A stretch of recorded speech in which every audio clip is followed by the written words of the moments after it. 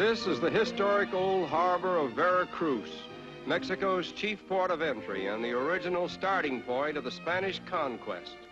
For it was in this locale over 4 centuries ago that Cortez, with his valiant band of Spanish conquistadores, met the representatives of Moctezuma and later followed them 300 miles inland to the Aztec capital, which is now known as the City of Mexico.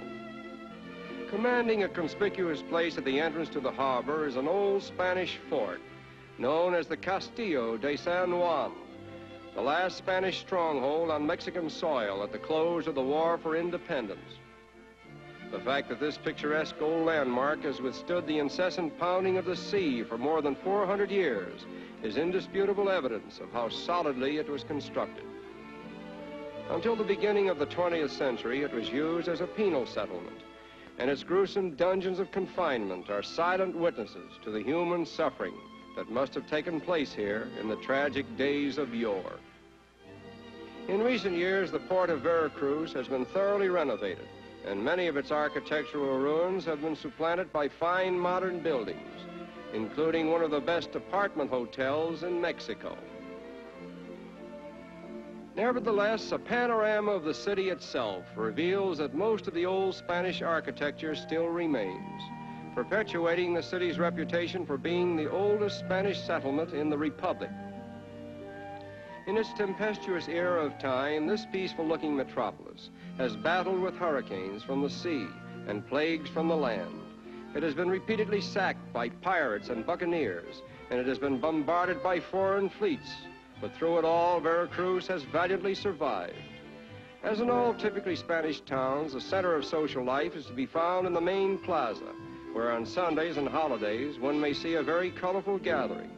But the time of our visit happens to be just an ordinary working day, during the hour of siesta, when human life is almost at a standstill, and only gringos venture forth in the noonday sun.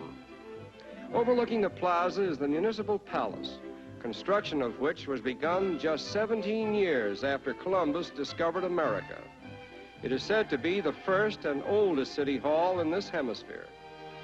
Another picturesque landmark in the plaza is the Church of Our Lady of the Assumption, occupying the site of a similar edifice erected by the Spaniards soon after they sailed into the harbor and founded the town of the True Cross. A glimpse of the old residential district now engages our attention and reveals to us one of the reasons why Veracruz is credited with being more Spanish than any other city in Mexico.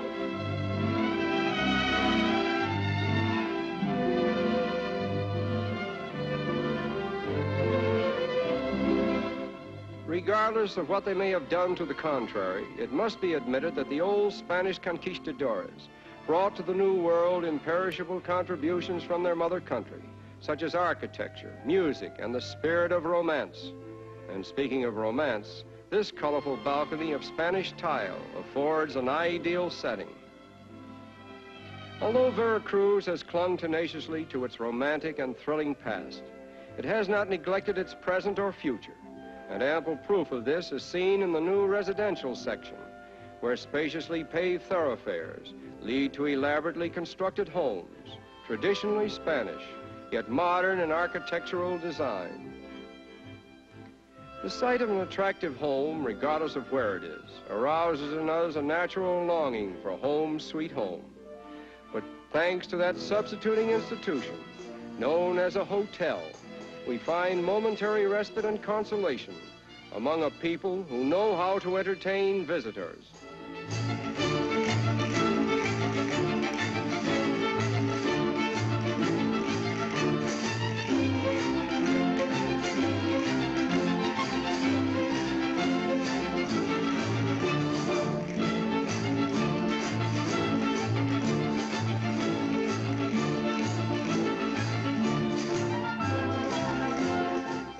Dancing is an inherent tradition here, where even the children learn to dance as soon as they are able to stand on their feet.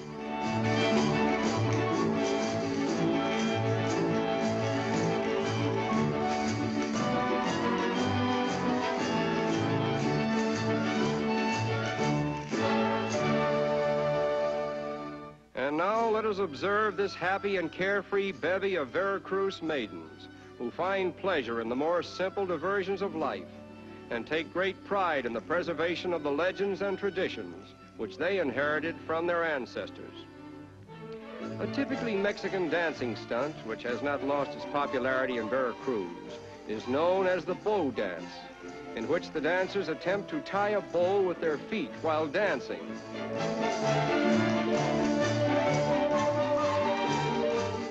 Although it may look simple, it is really a very difficult feat for feet to perform, and that's not meant as a pun.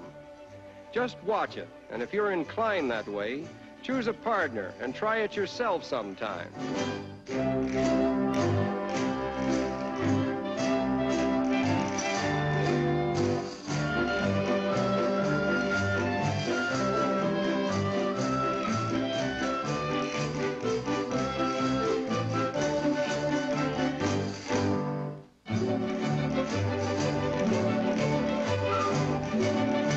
Bravo! That proves there's more than one way of getting a bow.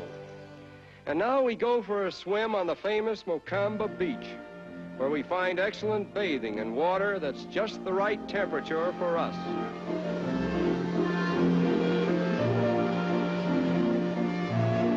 Perhaps the most popular diversion as well as occupation in Veracruz is fishing.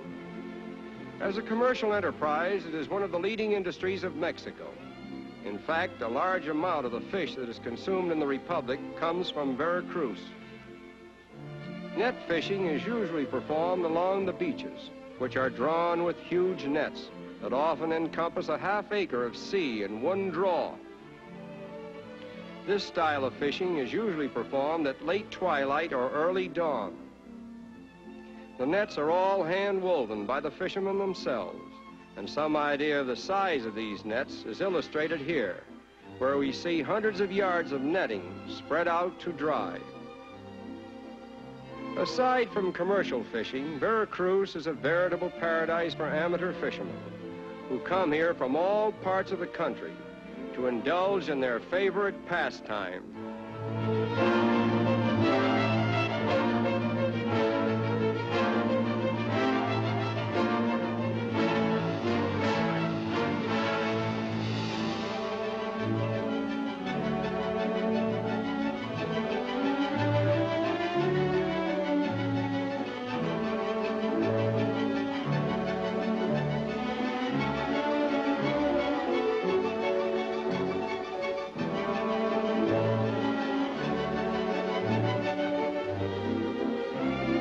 And now we are about to witness a most humiliating scene, for this overconfident fisherman has promised his lady companion that he is about to catch the largest fish that ever came out of an ocean on a fisherman's line.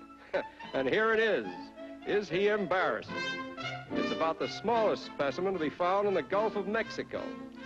But here is something more like it.